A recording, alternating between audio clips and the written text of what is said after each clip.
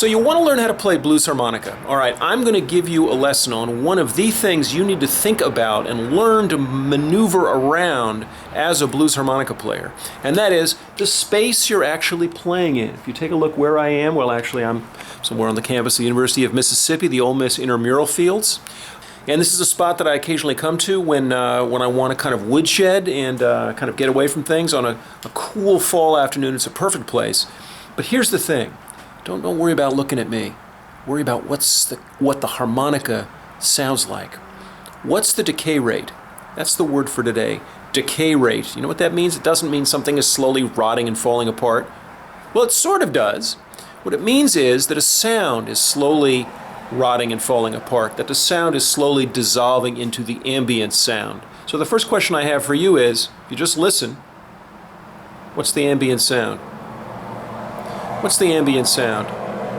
Well, it's cars going by, it's a highway over there, it's wind in the trees, and of course if you start playing the harmonica, it's harmonica.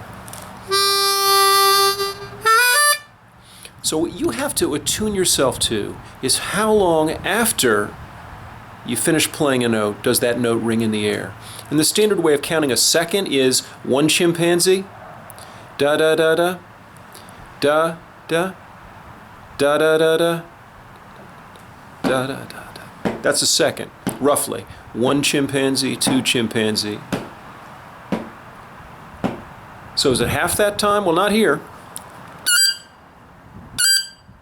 Well, there's a tiny bit of reverb off that place across the way, okay? But basically, because there's nothing that's sort of capturing the sound here. But if we go inside, it's going to be something entirely different. So let me grab my bag. Let's go inside. Where are we going? What's inside? It's the men's bathroom. Don't you know if you want to be a harmonica player? Now, here's what's interesting. You're going to hear something flushing while we play. Why is that? It's sound sensitive. It's a little unnerving, actually. But here's what I want you to listen to. Listen to my sound.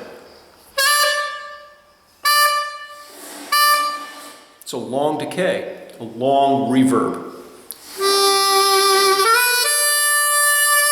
And if you know how to work with reverb, whether you're playing in a concert hall, whether you're using a digital reverb or digital delay, whether you have an old reverb tank, if you know how to appreciate the sort of the depth and the length of time that it takes for it to decay. So those two variables, how much volume is being kicked back at you by the room? One, I wish that thing would stop. Can we get this auto?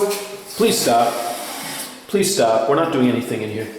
Wave hand over top to flush. Is that right? Oh my goodness. Okay. Very creepy. What I want you to do is I want you to think about how long and how loud the reverb is, the sound that's not the original sound that I'm playing, and think about how that might contribute to your harmonica sound. And think about how, if you were able to listen to that and attune your ears to listening to that, you might be able to better set whatever foot pedal, whatever reverb or digital delay you have. Now I happen to use, here's what I've discovered on my digital delay pedal. I've discovered that I like about 400 milliseconds. So if one chimpanzee is a second, I'm going one chimp, not even one chimp, one chimp, but that much. And then I like some repeated kinds of things, but I don't want too much volume. This is a little bit much volume, and here's why that's a problem. If you got too much volume in your reverb, if the reverb level's too high, things get a little bit cloudy. What you want is just enough to fill it in, but not so much that it gets muddy.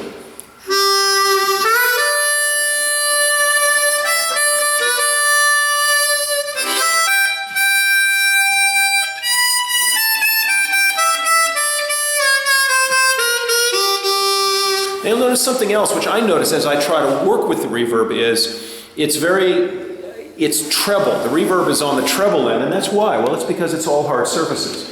And actually, here's something else. Well, this is really kind of practical acoustics for the harmonica player, for the blues harmonica player, which is, and I'm going to talk about this in another video, but if part of what you have to do as somebody in training to be a professional is learn how to assess what the room is going to give you. So what I'm talking about now in terms of reverb and how it contributes to the sound, that's just part of a larger thing for a harmonica player. which is to say, if you go into a gig room and it's all hard surfaces, now you're not going to gig in a bathroom. You might play in a bathroom though, but you're not going to gig in a bathroom. If it's all hard surfaces, you're in trouble. And anything you can do to soften those surfaces is going to help you get a better sound. That's why good clubs put, rugs on the carpeting on the stage and rugs on the walls. You want to kind of mute things so that then we don't have too much reverb. So it's a sweet spot. You want a little bit of reverb, you don't want too much. This room, as rooms go.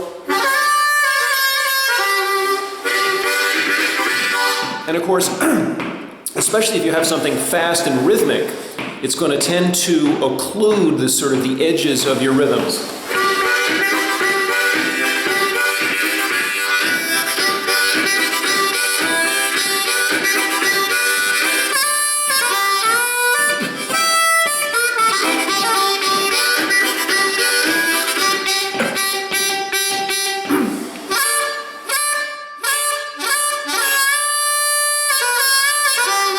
Okay, Subway is a good place to get a lot of reverb. Anyway, this lesson's over. It was just a quick having you think about the parameters and having you think about finding a sweet spot between too dead, no reverb at all, and maybe so much reverb in a self-flushing toilet that's getting in the way of the lesson. I'm going to come back at you with another lesson real soon. All right, take care. See you later.